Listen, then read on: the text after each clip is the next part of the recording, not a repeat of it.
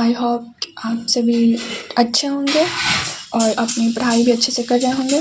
तो आज हम लोग क्लास 10th के मैथ एक्सरसाइज 1.1 का प्रश्न संख्या 1 सॉल्व करेंगे। आप ये जानते हैं कि जो इससे पहले वाला एडिशन का बुक था NCERT का 25-26 से पहले वाला जो एडिशन का बुक था उसमें 1.1 में योगकर्ण विभाजन प्रमेय का वाला दिया था। तो अभी उसको 25-26 एडिशन वाले बुक में से उसको हटा दिया गया है और इस वाले बुक में 1.1 से पहला क्वेश्चन ये वाला है जो कि पहले वाले बुक में 1.2 में था। आज हम इसका पहला क्वेश्चन सॉल्व करेंगे। इसमें है निम्नलिखित संख्याओं को अभाज्य गुणनखंडों के गुणनफल के रूप में व्यक्त कीजिए। तो इसमें हम लोग को अभाज्य गुणनखंड ज्ञात करना है और जो संख्या दिया है उसको उसके गुणनफल के रूप में लिखना है। तो यहाँ पे 140 का अभाज्य गुणनखंड हम निकालेंगे। तो चलिए निकालते हैं। देखिए सर, इसको सबसे पहले हम लिखेंगे 140 का अभाज्य गुणनखंड और इसको हम ऐसे तो सबसे पहले छोटी संख्या से मतलब उसको डिवाइड करते हैं, लेकिन आप चाहें तो बड़ी संख्या से भी कर सकते हैं। आंसर उतना ही आएगा, आंसर में कुछ डिफरेंस नहीं होता है। तो आप कैसे भी कर सकते हैं, या तो छोटी संख्या से भी स्टार्ट कर सकते हैं या फिर बड़ी संख्या से भी स्टार्ट कर सकते हैं। तो चलिए हम लोग अभी छोटी संख्या से स्टार्ट करते हैं। तो इसको हम लोग पहले 2 से डिवाइड करते हैं। तो ये 2 से जाएगा 70, फिर इसको 2 से करेंगे फिर ये जाएगा 35 और फिर इसको हम लोग करेंगे 5 से, ये जाएगा 7 टाइम्स में। अब इसको 7 से करेंगे, ये जाएगा 1। तो अब हम लोग यहाँ पे लिखेंगे 140 का अभाज्य गुणनखंड। अभाज्य गुणनखंड लिखेंगे 140 बराबर। अब यहाँ पे जिस हम लोग डिवाइड किए हैं उसको यहाँ लिख देंगे, ठीक है। तो यहाँ पे लिखेंगे 2 × 2 × 5 × 7।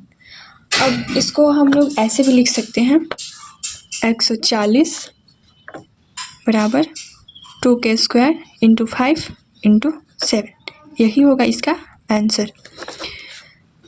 चलिए अब अगला क्वेश्चन सॉल्व करते हैं। अगर इसमें पूछेगा 140 के अभाज्य गुणनखंड में 2 का घात कितना है, तो यहाँ पे हम लोग लिखे हैं 2 का घात 2। अगर ये पूछेगा कि 2 का घात कितना है तो हम लोग लिखेंगे 140 के अभाज्य गुणनखंड में 2 का घात 2 है, क्योंकि इसमें 2 बार आया है, ठीक है। चलिए अगला बनाते हैं। अब इसमें है 156 का करेंगे हम लोग। तो ये जाएगा पहले 2 से 78 28, फिर इसको हम करेंगे तो फिर ये जाएगा 2 से 39 यानी कि 39, फिर इसको हम करेंगे तो अब ये 2 से नहीं जाएगा 3 से यानी 13 से जाएगा 13 से ही जाएगा और फिर 3 से भी जाएगा। तो पहले हम लोग 3 से कर लेते हैं। 3 से जाएगा 13 बार में। तो यहाँ अब हम 13 को फिर से हम लोग करेंगे 13 से 1। और फिर यहाँ पे लिखेंगे 156 का अभाज्य गुणनखंड। अभाज्य गुणनखंड 156 बराबर करके लिखेंगे और यहाँ पे जो आया है वो लिखेंगे 2 × 2 × 3 × 13, ठीक है। या फिर इसको ऐसे भी लिख सकते हैं अगले स्टेप में 2 का घात 2 × 3 × 13। अगर फिर यहाँ पे पूछेगा कि 156 के अभाज्य गुणनखंड में 2 का घात कितना है, तो यहाँ पे लिखेंगे कि 156 के अभाज्य गुणनखंड में 2 का घात 2 है, ठीक है। अब अगला इसका तीसरा देखिए 38,3825 का करेंगे। ये जाएगा 3 से जाएगा ये 1 2 7 5 इतना बार में, ठीक है। और ये फिर से 3 से जाएगा, 3 से इसको करेंगे डिवाइड तो यहाँ 425 आएगा, ठीक है। अब 425 को हम जाएगा 5 से करेंगे तो ये जाएगा 85, ठीक है। और फिर इसको हम लोग करेंगे 5 से, ये जाएगा 17 5 85।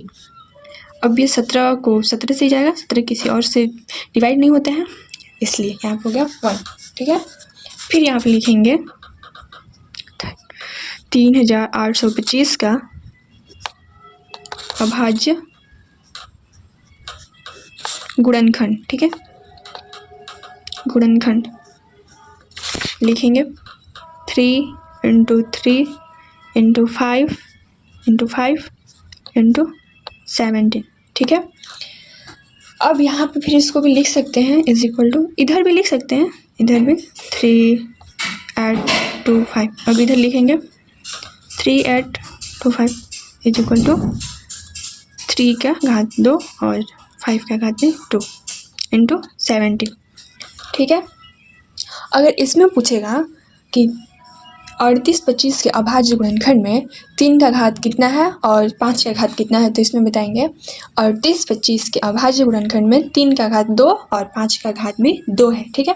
चलिए अगला बनाते हैं। अगला है 5005 का, ठीक है।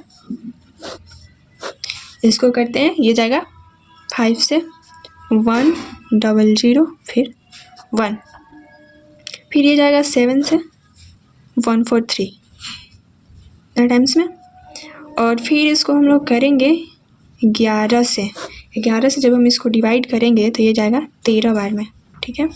अब 13 को 13 से कर देंगे, यहाँ पे हो जाएगा 1। अब फिर यहाँ पे लिखेंगे 500 का अभाज्य गुणनखंड, अभाज्य गुणनखंड, ठीक है। तो यहाँ पे लिखेंगे ना बराबर 5 × 7 × 11 × 13, इसका ये वाला होगा आंसर, ठीक है।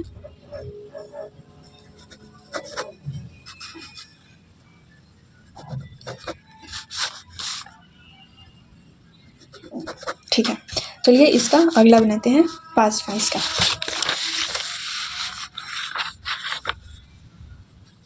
5 नंबर क्वेश्चन है 7429। अब इसका करते हैं, इसको मतलब ये थोड़ा बड़ा अंक है इसलिए इसको हम पहले बड़े अंक से कर देते हैं, क्योंकि बड़ा अंक से हम उसको डिवाइड करना स्टार्ट करें या छोटा अंक से, लास्ट में उसका जो आता है आंसर उसका सेम ही आता है। मतलब जो बच्चे छोटे होते हैं उन लोगों को बताने के लिए ऐसा बताया जाता है, उन लोगों को जल्दी समझ में आने के लिए कि आप पहले छोटे अंकों से डिवाइड करना स्टार्ट कीजिए, लेकिन आप यहाँ पे बड़े अंक से भी डिवाइड करना स्टार्ट कर सकते हैं। तो यहाँ पे हम बड़े अंक से डिवाइड कर रहे हैं, यहाँ पे हम लिख रहे हैं 23, ठीक है। 23 से ये जाएगा 323। उसके बाद इसको हम कर रहे हैं 19 से करेंगे तो जाएगा 17, और फिर 17 से करेंगे तो जाएगा 1। अब आप इसको मल्टीप्लाई करेंगे तो इतना आएगा। तो यहाँ पे लिखेंगे 7429 का अभाज्य गुणनखंड,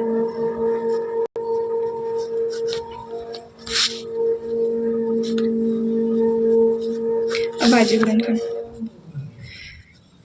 7429 बराबर 23 × 19 × 17, ये होगा इसका आंसर, ठीक है। और अगर हम इसको इंग्लिश में भी लिखना चाहें तो लिख सकते हैं। इंग्लिश में इसको लिखते हैं